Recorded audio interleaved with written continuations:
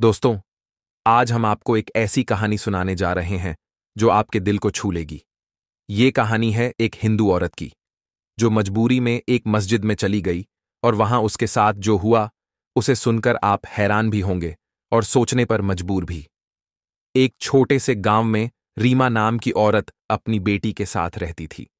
उसकी जिंदगी संघर्षों से भरी थी, लेकिन उसकी हिम्मत कभी कम नहीं हुई।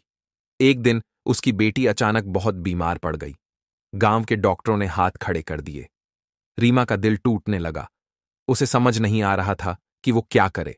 उसी गांव की एक बुजुर्ग औरत ने उसे सलाह दी, बेटा, दुआ में बहुत ताकत होती है।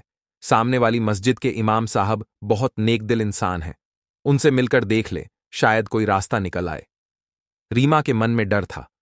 वो सोच रही थी कि एक हिंदू औरत को मस्जिद में कैसे जाने दिया जाएगा, लेकिन मां की ममता ने उसके सारे डर को पीछे छोड़ दिया।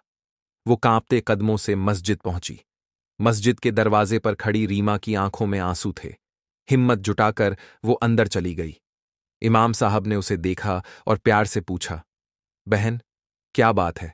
आप इतनी परेशान क्यों लग रही हैं? रीमा ने रोते हुए अपनी बेटी की हालत बताई। इमाम साहब ने उसकी बात ध्यान से सुनी, फिर मुस्कुराते हुए कहा, दुआ का कोई धर्म नहीं होता बेटी। अल्लाह सबकी सुनता है। बस दिल से मांगी गई दुआ कभी खाली नहीं जाती। उस दिन इमाम साहब और मस्जिद के बाकी लोगों ने मिलकर रीमा की बेटी के लिए दुआ की। रीमा वहीं बैठी रही। उसके आंसू थमने का नाम ही नहीं ले रहे थे। जब वो घर लौटी तो देखा उसकी बेटी की तबीयत धीरे धीरे बेहतर हो रही थी। कुछ दिनों बाद रीमा फिर से मस्जिद गई। इस बार वो सिर झुकाकर नहीं, बल्कि कृतज्ञता के आंसुओं के साथ गई। उसने इमाम साहब का शुक्रिया अदा किया। इमाम साहब ने सिर्फ इतना कहा, अगर इंसानियत का पैगाम हर दिल तक पहुंच जाए तो ये दुनिया जन्नत बन सकती है। दोस्तों, इस कहानी से हमें ये सीख मिलती है कि इंसानियत से बड़ा कोई धर्म नहीं। प्यार, दया और एक दूसरे की मदद करना ही सबसे बड़ी इबादत है।